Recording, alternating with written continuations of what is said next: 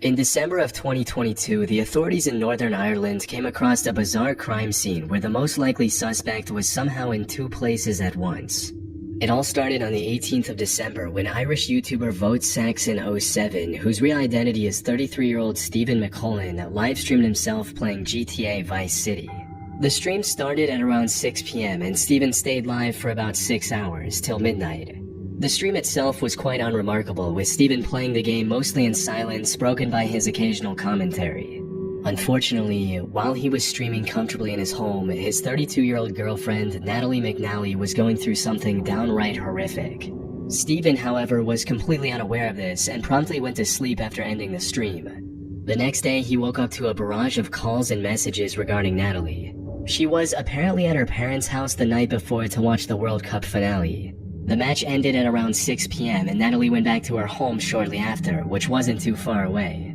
She lived alone in Northern Ireland with her 2 cats and a dog. However, the next day, no one could get through to Natalie. She didn't show up to work and wasn't picking up her phone either. At the time, she was also 15 weeks pregnant with Stephen's child. So when she went silent, her friends and family grew worried, fearing she was facing some health concerns. After learning about her absence and waiting a few hours for a response, Stephen went to her home, which was about 20 minutes away from his home in Lisburn. Unfortunately, he was too late. When Stephen arrived at Natalie's home, the door was wide open. Inside, he found her lifeless on the floor. She had been killed. Detectives from the major investigation team have now launched a murder investigation following the death of Natalie McNally in Lurgan. This follows the results of the post-mortem.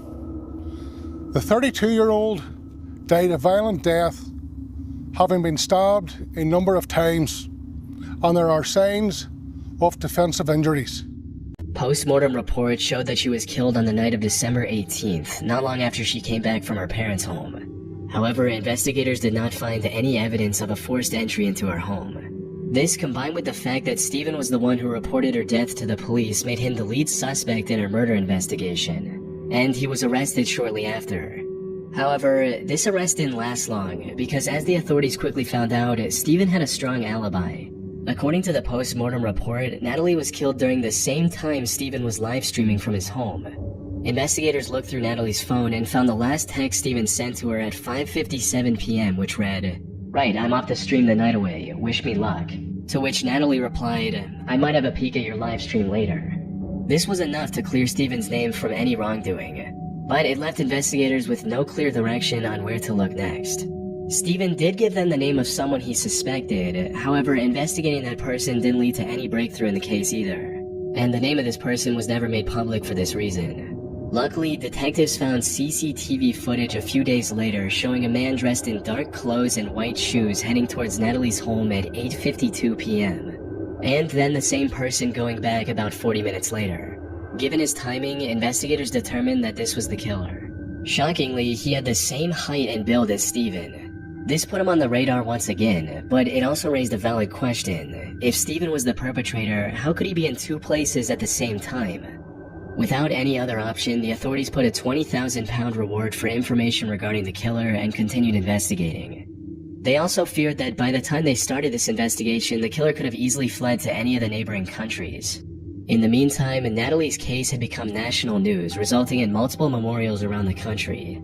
This put even more pressure on the investigators to find the killer as quickly as possible. They made several arrests and even seized the suspect's car. Investigators also found the weapon the killer used on the 5th of January 2023, which was a knife from her own home. However, none of these developments brought them any closer to identifying the killer. That is until January 31st, when they arrested Stephen again, but this time with solid evidence. As it turns out, the only thing keeping him out of suspicion, the live stream, was completely fake. The whole thing was pre-recorded and broadcasted to simply look like a live stream. After his arrest, investigators went through his computer and found the original recording, which was made on the 14th of December, 4 days before the incident. They also found a taxi driver who described picking up someone matching Stephen's profile near the murder at 9:30 p.m. and then dropping this person near Stephen's house. Most importantly, according to the taxi driver, this passenger had forgotten his wallet at home, so he quickly ran inside his house to get the money. And as expected, he ran into Stephen's home. All this evidence left no doubt in the fact that Stephen was the one who went to Natalie's home to commit a predetermined crime. In hindsight, there were plenty of suspicious moments during the fake live stream that should have raised more alarms. For starters, the stream was titled The Violet Night Christmas Live Gaming Stream. At the start of the stream, Stephen also claimed that he was having technical issues with the streaming software, which he used as an excuse as to why he wouldn't be able to interact with the live chat. Well, because this streaming software is kind of up the left, it means I can't check the live chat, which is a real shame. So, by all means, talk amongst yourselves.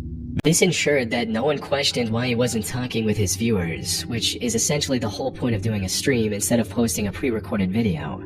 At the start of the stream, Stephen made sure to repeatedly mention what day it was. Hello to all on this glorious Sunday evening. So I just thought, why not? I'm gonna do a live stream because this day next week is Christmas. So what more could you want for Christmas other than an evening with your old pal Stephen? This was likely an effort to make his alibi stronger and to say, look, I was streaming the same night. I even mentioned the day at the beginning. On top of that, many moments in the stream also took on a far more disturbing meaning after the truth came out. Like him singing about killing someone in-game, which can also be interpreted as him cryptically talking about his girlfriend. I need to kill it. I need to take her down. 'Cause I won't pass the mission if I don't get this to die. Tra-la-la. At another point during the stream, he makes a pun that sounds like Natalie's name and finds it unusually amusing. Yeah, that's physics. That's what would happen in the real world.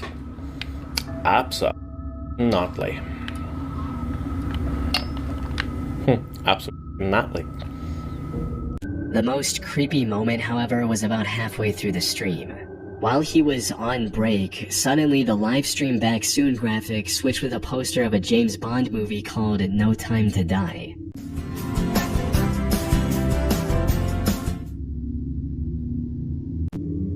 Stephen later claimed that this was an accident. He accidentally dropped his controller on the keypad, which made the strange graphic come up. But since we now know that the live stream was pre-recorded, Stephen deliberately included this graphic at this point during the editing, likely alluding to the crime he was going to commit on that day. This theory becomes even more credible once you consider the fact that this movie poster came up at about 9:15 p.m., which perfectly aligns with the time he was at Natalie's house committing the brutal crime. That said, his clever schemes were derailed and he was charged with murder. He was also refused bail. And at the time of writing, he's awaiting trial on May 6, 2025. Hopefully, Natalie and her family can get the justice they deserve.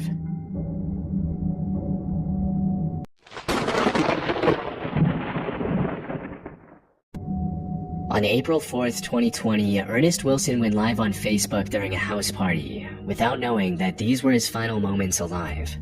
Ernest was a 24-year-old warehouse worker living in Baltimore, Maryland. The only passion he had in life was for partying, playing board games, and turning them into drinking games. Unfortunately, the 2020 pandemic and the subsequent lockdown closed every public venue he frequented. So he decided to take matters in his own hands and came up with a solid plan. He would rent Airbnbs, host an invite-only party which he referred to as a game night with a fee to cover the expenses, and have a good time with his friends. These parties started off small but quickly grew in numbers as more and more people became aware of them. And on April 3rd, he went onto Facebook to plan another party that weekend, asking, "Should I do game nights again this weekend?" And, "We playing hide and seek at game night tonight?" After receiving enough confirmations, he decided to go ahead with the plans and announced a 2-day game night with free entry for girls and a $5 fee for the guys. Not long after this announcement, he also made a post about bringing uninvited people, stating, Please don't show up with nobody I didn't personally invite if we didn't discuss it first. They're going to get left outside. Maybe he had experienced problems with uninvited guests at past events. Or maybe he simply wanted to know the exact number of attendees ahead of time. But in hindsight, his concern makes a lot more sense. As the night approached, Ernest started the event, and it went just as well as he could have hoped, with everyone dancing and having a good time. That is, until 2:30 a.m. when the group decided to play the hide-and-seek game they discussed earlier. Ernest took charge as the first seeker and began a countdown at the Airbnb's backyard. 1, 2, 3, 4, 5, 6. However, as soon as he began searching for his friends, he stumbled upon something completely unexpected. 1, 2, 3. Who the is that, G? I don't know. I'm in your face. Get your on the other side of this gate. Who the This can't be one of my friends. He saw someone trying to jump the fence and break into the property. Now, the correct response would have been to go back inside to safety and call the cops on this intruder. However, Ernest was already a bit under the influence at the time and made the biggest mistake of his life. He decided to confront the man on his own, and that's when things took a turn. The intruder was armed, and after some back and forth, tragically shot Ernest before fleeing the scene, all of which could be heard on the live stream. On the ground. Hey, Pard!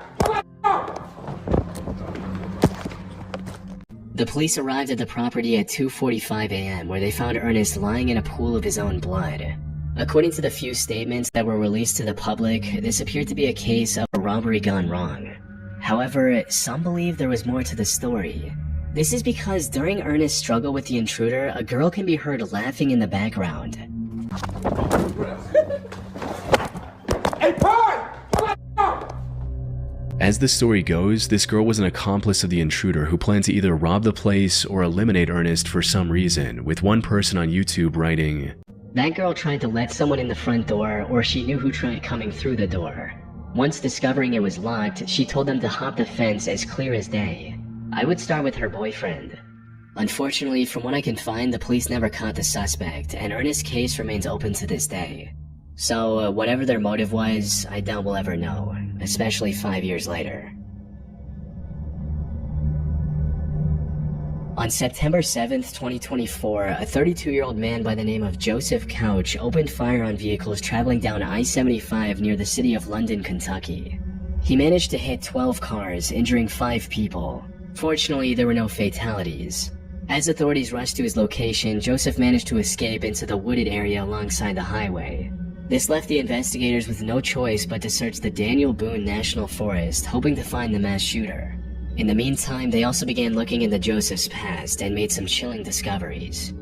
He served in the Army Reserve from 2013 to 2019 before receiving an honorable discharge due to him developing PTSD. More importantly, this wasn't his first entanglement with law enforcement. Back in 2015, he was arrested for throwing a rock at a dog and then pointing an AR-15 at its owner. Joseph had to pay $1,000 for bail, and the case was later dismissed a few months later. However, the same year he was arrested again. This time for supplying a minor with alcohol and vandalizing private property with spray paint. This resulted in him having to spend 6 months in jail, alongside 200 hours of community service and a $1,500 fine. All of this highlighted just how mentally unstable he was. Something that became even more apparent when investigators factored in the messages he sent to his ex before the shooting. These read, "I'm going to kill a lot of people. Well, at least try. I'll myself afterwards." His past record and these texts also made it clear that Joseph wouldn't go down without a fight if they managed to find him. Unfortunately, the search for him wasn't progressing as smoothly as they'd hoped. The search for the suspected highway gunman, Joseph Couch, intensifies as law enforcement has expanded its search efforts. State police say they are extending their search deeper into the Daniel Boone National Forest as the manhunt for Couch enters day 7. Local agencies were forced to close a section of I-75 and shut down schools, fearing Joseph might strike again. Eventually, they did manage to find his SUV, which also had numerous cases of ammo for the AR-15 style rifle he used for the shooting. However, this didn't provide any clues about his current whereabouts. In a desperate measure, the authorities put a $35,000 reward for finding Joseph to enlist the help of locals. And that's where the McCoy couple entered the picture. Fred McCoy and his wife Sheila operate a museum dedicated to the historic feud between the Hatfield and McCoy families in Kentucky. They also run a small YouTube channel dedicated to this museum called Hatfield McCoy Museum Adventures, where they discuss the various aspects of that feud in greater detail. After hearing about the massive reward, the couple decided to give it a go. They had lived in the area their entire lives and knew the wilderness well. $35,000. That's a sweet little piece of money. We're going looking for him. We're hoping he finds us. We're going looking for this Couch guy. Joseph Couch. They also decided to live stream their adventure through the Kentucky forest on YouTube, likely to have an instant record of whatever they find. They truly believed they could find him, and luck was on their side. Because during one of their live streamed expeditions, Fred noticed a whole bunch of vultures hovering over the same area, possibly indicating a rotting corpse nearby. The two decided to head towards the vultures, and just 30 minutes later, the McCoys found what they were looking for.